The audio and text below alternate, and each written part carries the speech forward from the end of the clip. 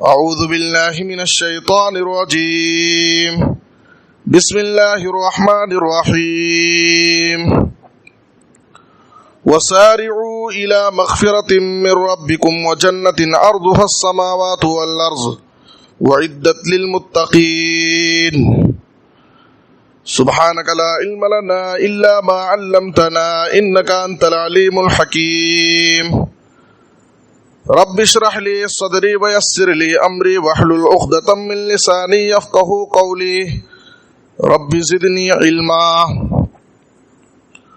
ہر قسم کی حمد و ثنا، تعریف و ستائش، بڑائی اور بزرگی، عظمت و کبریائی صرف اللہ رب العالمین کے لیے لائق اور زیبا ہے۔ درود و سلام ہو ہم سب کے آخری نبی جناب محمد الرسول اللہ صلی اللہ علیہ وسلم پر۔ محترم حضرات، آج خطبہ جمعہ کا موضوع ہے زندگی کو غنیمت جان لیں موت آنے سے پہلے۔ زندگی کی کیا قدر و قیمت ہے اور ایک مومن کو اپنی زندگی سے کیسے فائدہ اٹھانا چاہیے۔ مستدرک حاکم بہقی کی ایک حدیث ہے جس کو امام البانی رحمہ اللہ نے صحیح الترغیب میں ذکر کیا ہے۔ آپ صلی اللہ علیہ وسلم نے فرمایا اغتنم خمسا قبل خمس، 5 چیزوں کو غنیمت جان لو، ان کے چھن جانے سے پہلے، ان سے محروم ہونے سے پہلے انہیں غنیمت جان لو، ان سے فائدہ اٹھا لو تاکہ بعد میں تمہیں افسوس نہ ہو۔ آپ صلی اللہ علیہ وسلم نے کہا زندگی کو غنیمت جان لو موت آنے سے پہلے، اس لیے کہ انسان موت ہی سے، جو انسان کی موت کا وقت شروع ہوتا ہے، موت سے لے کر کے آخرت کے تمام مراحل میں اسے اسی بات پر افسوس ہوگا کاش کہ مجھے دنیا میں دوبارہ بھیج دیا جاتا تو میں نیک عمل کر لیتا، رب کو راضی کر لیتا، کچھ نیکیاں کر لیتا تاکہ آج کے دن اللہ کے عذاب سے اپنے آپ کو بچا لیتا۔ لیکن اس وقت افسوس کرنے سے کوئی فائدہ نہیں ہوگا۔ تو زندگی کو غنیمت جان لے موت آنے سے پہلے، جوانی کو غنیمت جان لے بڑھاپا آنے سے پہلے۔ بڑھاپے کی حالت میں ایک بوڑھے انسان کی بڑی ارمانیں ہوتی ہیں، بڑی بڑی آرزویں ہوتی ہیں، دنیا کے حوالے سے، دین کے حوالے سے کچھ کرنے کا شوق اس کے دل میں پیدا ہوتا ہے، لیکن اس کے اعضاء اس سے ساتھ نہیں دیتے،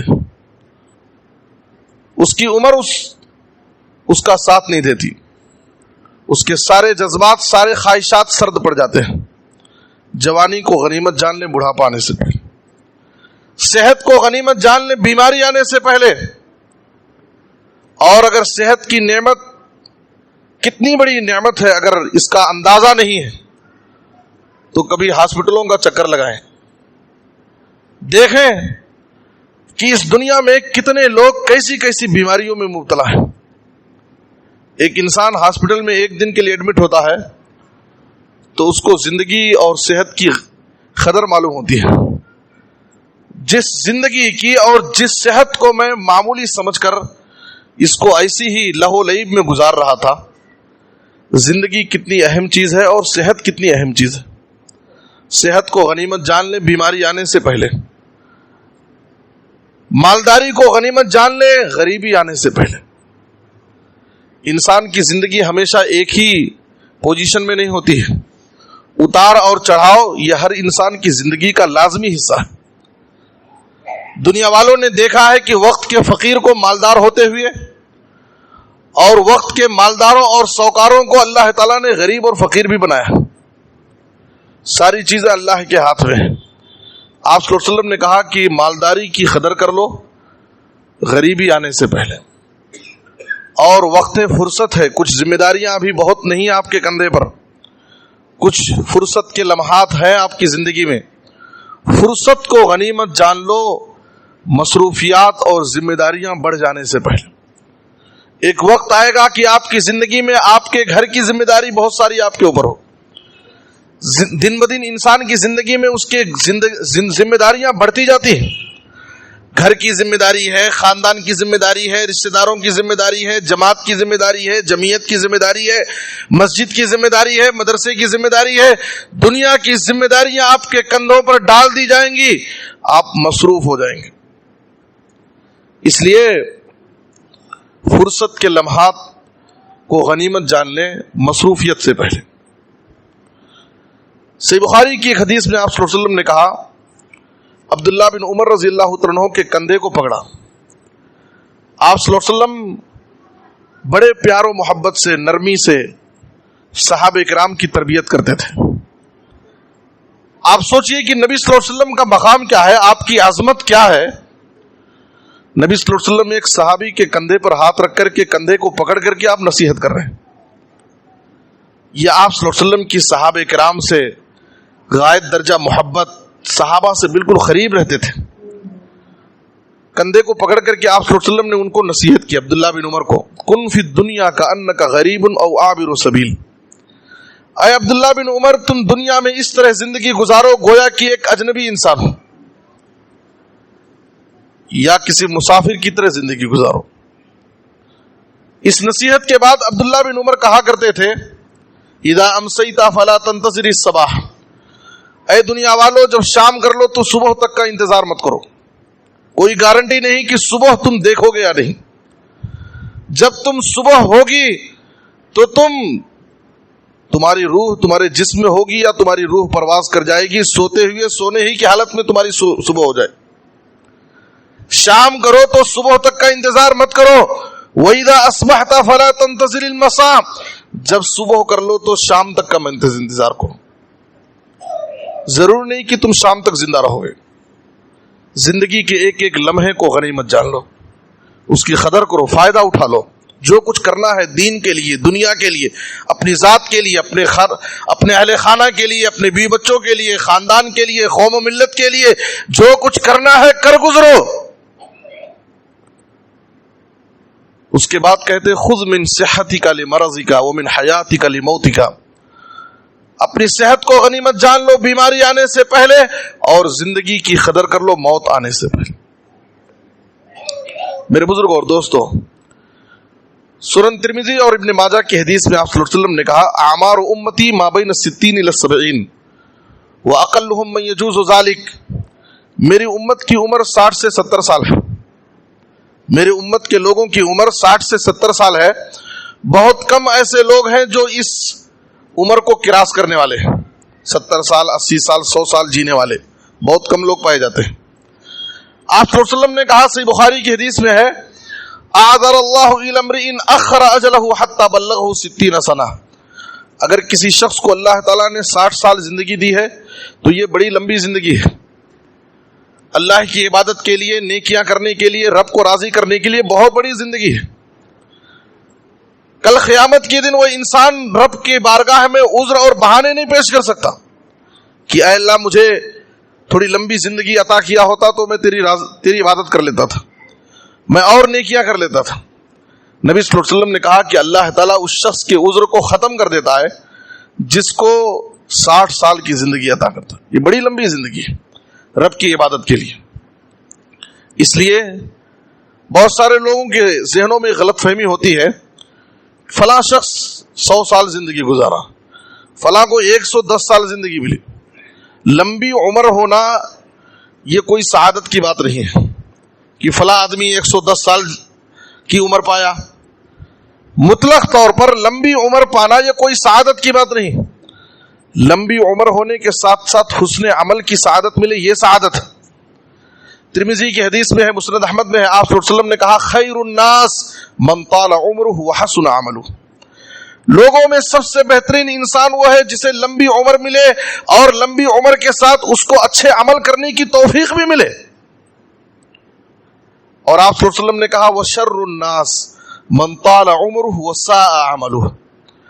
لوگوں میں سب سے برا انسان وہ ہے جس کو اللہ تعالیٰ نے عمر تو لمبی عطا کی لیکن اس کے پاس اعمال اچھے نہیں، عمل صالح کی اسے توفیق نہیں ملی، پوری زندگی لہو لعب میں گزار دیا، عیش اور مستی میں گزار دیا، اس نے اپنی زندگی کا کوئی مقصد ہی نہیں بنایا، آخرت کی اس کے دل میں کوئی فکر نہیں تھی۔ ایسا انسان جو اپنی لمبی زندگی کو لہو لعب میں گزار دے، اس کے پاس اچھے اعمال نہ ہو، تو ایسا انسان برا انسان ہے۔ میرے بزرگ اور دوستو، آئیے میں آپ کو بتانا چاہتا ہوں کہ ہم زندگی کو غنیمت کیسے جانیں، اور اس زندگی کی اس امانت کی حفاظت ہم کیسے کریں، اور اس زندگی سے فائدہ ہم کیسے اٹھائیں۔ سب سے پہلے موت آنے سے پہلے ہم اپنی زندگی میں زندگی کی قدر کرتے ہوئے، زندگی کو غنیمت جانتے ہوئے عمل صالح کریں، نیک عمل کریں، اس لیے کہ موت کے بعد سے لے کر کے آخرت کے جتنے بھی مراحل ہیں، ہر جگہ آپ کے ساتھ آپ کی کوئی جو چیز آپ کے ساتھ ہوگی وہ آپ کا عمل ہے۔ موت کے بعد سے لے کر کے آپ کے ساتھ رہنے والی جو چیز ہے وہ عمل ہے۔ آپ صلی اللہ علیہ وسلم نے کہا کہ انسان مرتا ہے تو اس کے ساتھ قبر تک اس کے خاندان، اس کے بیوی بچے، اس کے بچے، اس کے نوکر، اس کے عزیز و اقارب، دوست و احباب سب جاتے ہیں، لیکن قبر میں اس کو اس کے قبر کے حوالے کر کے اس کو سارے لوگ واپس لوٹ آتے ہیں، صرف ایک چیز اس کے ساتھ رہ جاتی، وہ ہے اس کی زندگی کے اعمال۔ اس لیے جو چیز ہمیشہ آپ کے ساتھ رہنے والی ہے اس کی ہمیں فکر کرنا ہے، اور وہ عمل ہے، عمل صالح، نیک عمل ہے۔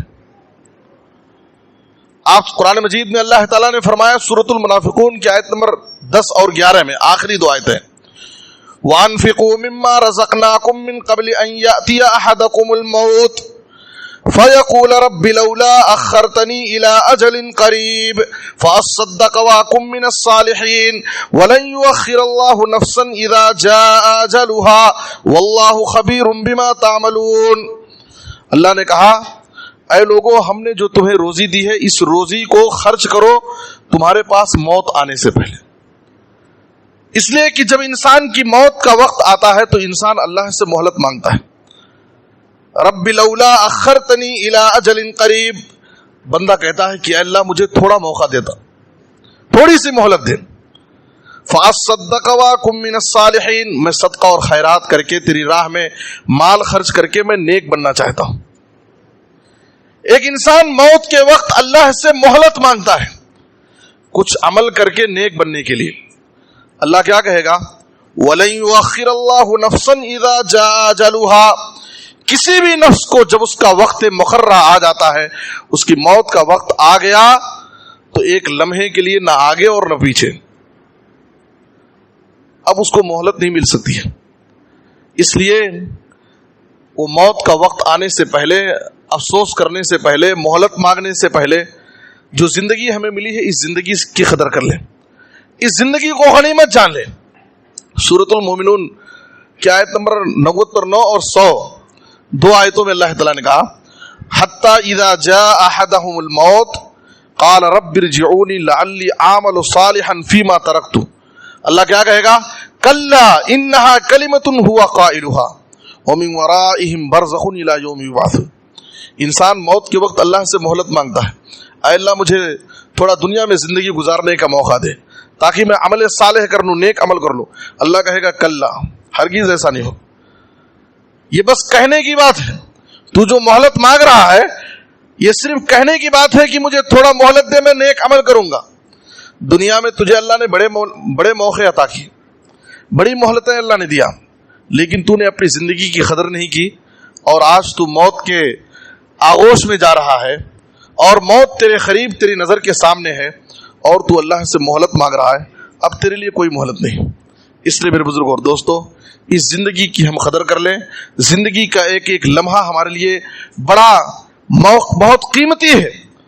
اور دیکھیے یہ شیطانی، بہت بڑا شیطانی دھوکہ ہے کہ انسان ہمیشہ ٹالنے کا مزاج ہوتا ہے۔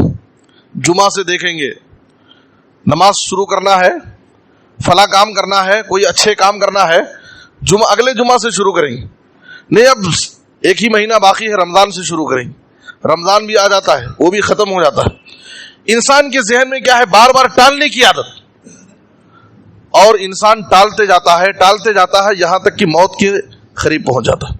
اور جب موت کے قریب پہنچ جاتا ہے تو اب اس کے لیے کوئی چانس نہیں. امام حسن بصری رحمۃ اللہ علیہ کہتے تھے, بہت ہی اہم قول ہے, امام حسن بصری رحمۃ اللہ علیہ کہتے تھے الدنیا ثلاثۃ ایام, دنیا نام ہے 3 روزہ, 3 دن کا نام ہے دنیا. اما امس فقط ذهب بما فيه واما غدا فلعلك لا تدركه واما اليوم فلك فعمل فيه. کہتے ہیں کہ دنیا نام ہے 3 دن کا. ایک کل جو گزر چکا, اب تو وہ آنے والا نہیں ہے, جو گزر گیا, ہم نے جو کیا ہے وہ ہم کو بدلہ ملے گا اس کا. ایک آنے والا کل, وہ گارنٹی نہیں کہ وہ ہم پائیں گے یا نہیں پائیں گے.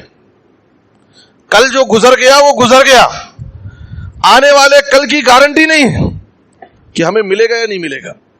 کہتے ہیں کہ اما اليوم, پریزنٹ, آج کا دن جو چل رہا ہے یہ تیرا ہے, فعمل فیہ, اس لیے آج کے دن تو عمل کر لے. یہ ٹالنے کا مزاج ختم کر دے. جو زندگی کی سانس چل رہی ہے اس کی قدر کر لیں. کب یہ سانس بند ہو جائے گی کوئی گارنٹی نہیں. اس لیے میرے بزرگ اور دوستو, قرآن مجید میں اللہ تعالیٰ نے کہا وَسَارِعُوا إِلَىٰ مَغْفِرَةٍ مِّن رَّبِّكُمْ وَجَنَّةٍ عَرْضُهَا السَّمَاوَاتُ وَالْأَرْضُ أُعِدَّتْ لِلْمُتَّقِينَ. سورہ آل عمران کی آیت نمبر 133. اپنے رب سے اپنے گناہوں کی مغفرت کرانے کے لیے اور جنت حاصل کرنے کے لیے جلدی کرو, سستی مت کرو, ٹال مٹول مت کرو. تو اس لیے پہلی چیز کیا ہے کہ ہم موت آنے سے پہلے دنیا کی زندگی میں زندگی کی قدر کرتے ہوئے, زندگی کو غنیمت جانتے ہوئے ہم عمل صالح کریں. اس لیے کہ آخرت کے تمام مراحل میں ہمارے ساتھ ہمیں جو چیز کام آنے والی ہے وہ ہمارا عمل ہے. یہ گھڑی محشر کی ہے, تو عرصے محشر میں ہے, پیش کر غافل عمل کوئی اگر دفتر میں ہے.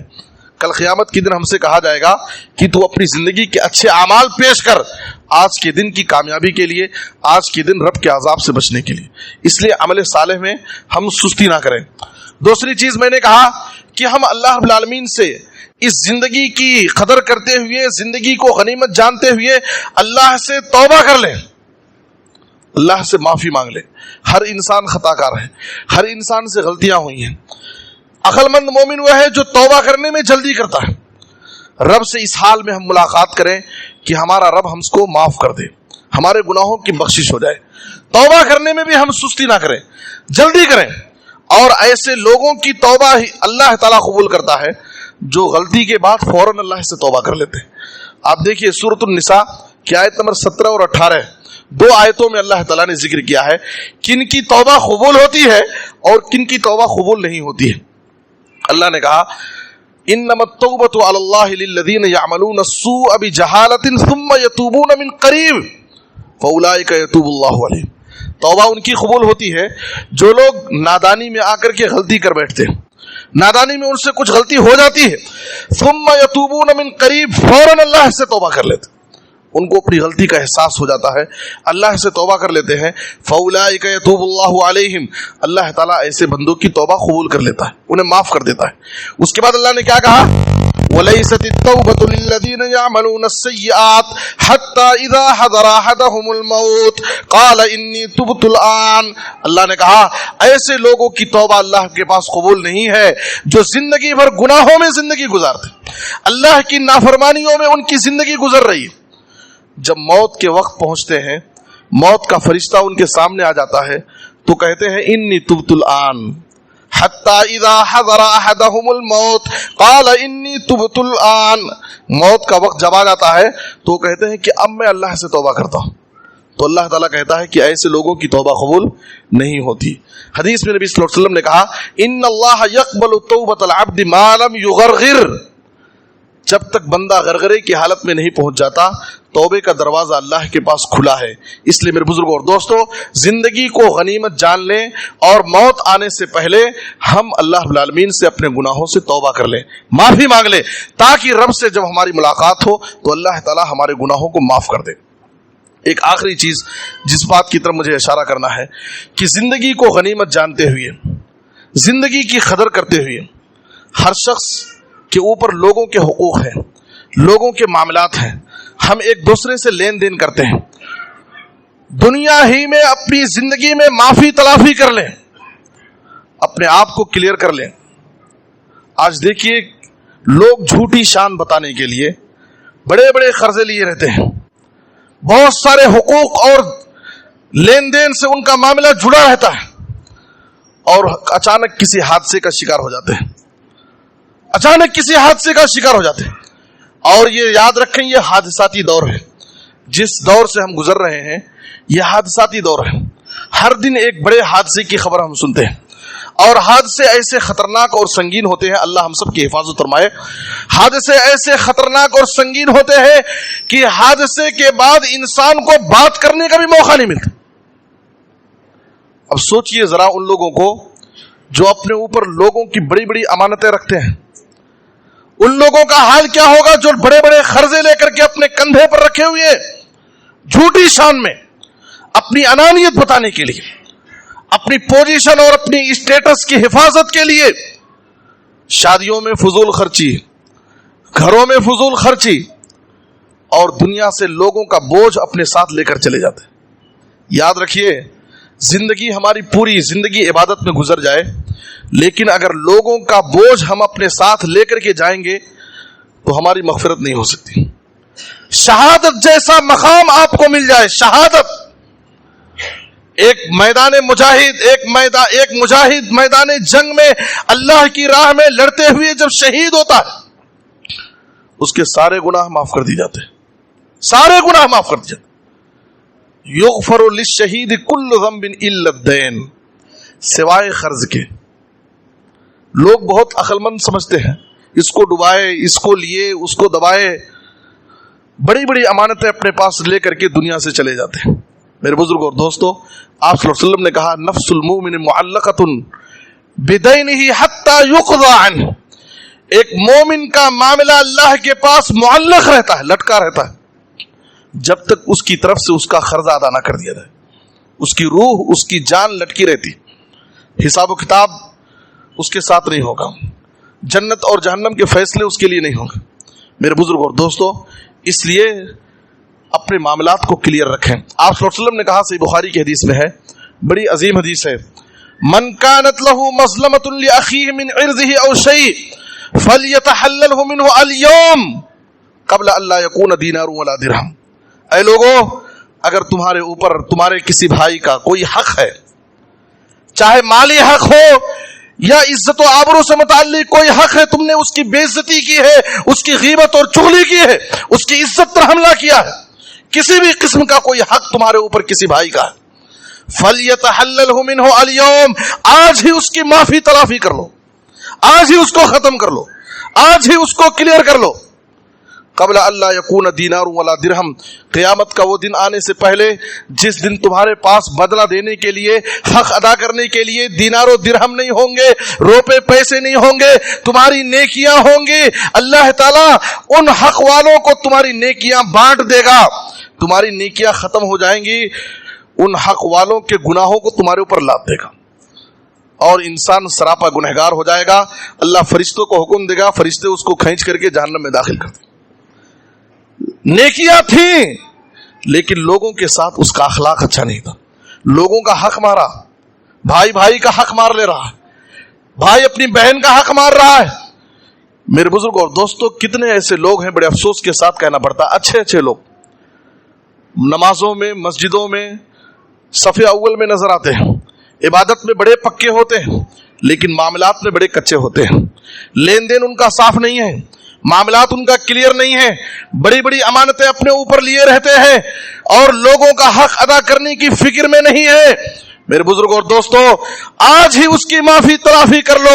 یہ زندگی حادثاتی زندگی ہے, کب تم موت کے حوالے ہو جاؤ, اور لوگوں کا بوجھ اگر تمہارے اوپر باقی رہ گیا, تمہاری زندگی کی نیکیاں تمہیں اللہ کے عذاب سے نہیں بچا سکتی.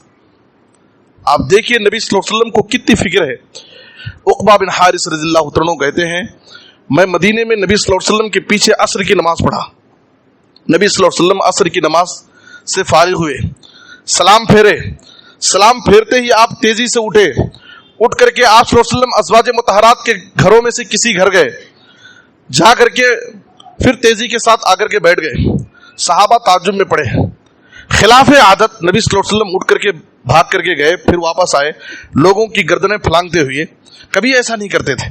صحابہ کرام جاننا چاہتے تھے کہ کیا بات ہے. نبی صلی اللہ علیہ وسلم نے کہا، آپ صلی اللہ علیہ وسلم نے کہا کہ مجھے خیال آیا کہ میرے پاس صدقے میں کچھ سونے کے ٹکڑے آئے تھے، کچھ سونے کی چیز آئی تھی، اور وہ صدقے کی تھی، لوگوں کی امانت تھی جو لوگوں میں مجھے تقسیم کرنا تھا. میں نے اس میں سے تقسیم کر دیا، کچھ چیز اس میں سے باقی رہ گئی تھی. وہ امانت کی چیز میرے گھر میں باقی ہے. مجھے خیال آیا، میں فوراً بھاگ کر کے گیا کہ وہ امانت کی چیز جو لوگوں کا حق ہے میں اسے لوگوں میں تقسیم کر دوں. کہیں ایسا نہ ہو کہ وہ امانت کی چیز میرے گھر میں باقی رہ جائے اور اسی حال میں میری موت ہو جائے. میرے بزرگوں اور دوستو، ذرا تصور کیجئے آج ہمیں لوگوں کی امانتوں کی کیا فکر ہے. لوگوں کا حق ہمارے اوپر ہے، لوگوں کو کے حق کو ادا کرنے کی ہمارے پاس کتنی فکر ہے. نبی صلی اللہ علیہ وسلم مرض الموت میں ہیں. وفات سے 5 دن پہلے چہارشنبہ کا دن ہے. نبی صلی اللہ علیہ وسلم کو سخت بخار ہے، بار بار بے ہوش ہو جا رہے ہیں. اس وقت آپ صلی اللہ علیہ وسلم نے صحابہ سے کہا 7 مختلف کنویں کے 7 مشکیزیں 7 گھڑے پانی لاؤ اور میرے جسم پر بہاؤ تاکہ میرے بخار میں کچھ افاقہ ہو اور میں لوگوں سے کچھ وصیت کرنا چاہتا ہوں. میرے بزرگوں اور دوستوں، نبی صلی اللہ علیہ وسلم کے حکم کی تعمیل کی گئی اور آپ کے جسم پر پانی بہایا گیا. اتنا کہ نبی صلی اللہ علیہ وسلم نے کہا کہ اب بس کرو. آپ صلی اللہ علیہ وسلم کو کچھ افاقہ ہوا. نبی صلی اللہ علیہ وسلم سیدھے مسجد نبوی گئے. ظہر سے پہلے کا وقت تھا. سیدھے آ کر کے آپ صلی اللہ علیہ وسلم ممبر پر بیٹھ گئے. بیٹھ کر کے نبی صلی اللہ علیہ وسلم نے صحابہ سے خطاب کیا. یہ آپ صلی اللہ علیہ وسلم کی وفات سے 5 دن پہلے کا معاملہ ہے. آپ غور کیجئے، آپ صلی اللہ علیہ وسلم ایسے وقت میں اپنی امت کو خبر پرستی سے ڈرا رہے ہیں. آپ صلی اللہ علیہ وسلم کو اس بات کا خوف تھا کہ میری امت میں سب سے زیادہ شرک خبر پرستی کے راستے سے پھیلے گا. آپ صلی اللہ علیہ وسلم نے کہا قاتل اللہ الیہود اتخذوا قبور انبیائہم مساجدا. صحیح بخاری کی حدیث ہے، کہا کہ اللہ یہودیوں کو غارت کرے، انہوں نے اپنے نبیوں کی خبروں کو سجدہ گاہ بنا لیا. آپ صلی اللہ علیہ وسلم نے اپنی امت کو منع کیا، اے لوگوں، اے میری امت کے لوگوں، تم میری خبر کو سجدہ گاہ نہیں بنانا. اس کے بعد میرے بزرگ اور دوستوں ذرا غور سے سنو، آپ صلی اللہ علیہ وسلم نے اپنے آپ کو قصاص کے لیے پیش کیا. وہ نبی جس نبی نے اپنی زندگی میں کبھی اپنی زبان سے اور اپنے ہاتھ سے کبھی کسی کو تکلیف نہیں پہنچائی. دشمن بھی آپ کے اخلاق کی گواہی دیتا تھا، آپ کا جانی دشمن بھی آپ کے اخلاق کی گواہی دیتا تھا. ایسے نبی کو ایسی فکر ہے، آپ صلی اللہ علیہ وسلم نے اپنے آپ کو قصاص کے لیے پیش کیا. اگر میں نے ناحق ظلمن کسی کی پیٹھ پر کوڑے مارے ہیں، میں حاضر ہوں، میری پیٹھ پر کوڑے مار کر کے مجھ سے انتقام اور بدلہ لے لو اور مجھے آخرت میں اللہ کے عذاب سے بچا لو. اگر میں نے کسی کی بے آبروئی کی ہے، کسی کی عزت پر حملہ کیا ہے، میں حاضر ہوں، مجھ سے انتقام لے لو، مجھ سے بدلہ لے لو، مجھے اللہ کے عذاب سے بچا لو. اس کے بعد آپ صلی اللہ علیہ وسلم ظہر کا وقت ہو گیا، ظہر کی نماز پڑھائے. پھر آپ صلی اللہ علیہ وسلم نماز سے فارغ ہونے کے بعد پھر ممبر پر آئے. پھر آپ صلی اللہ علیہ وسلم نے وہی بات دہرائی، اگر میں نے ناحق کسی کو تکلیف پہنچائی ہے تو میں حاضر ہوں، مجھ سے انتقام لے لو، بدلہ لے لو. اگر میرے اوپر کسی کا کوئی حق ہے تو مجھ سے مانگ لے. ایک آدمی کھڑا ہوا، اس نے کہا اللہ کے رسول، میرے ذمے آپ 3 درہم آپ کو مجھے دینا ہے، آپ مجھے 3 درہم دینا ہے.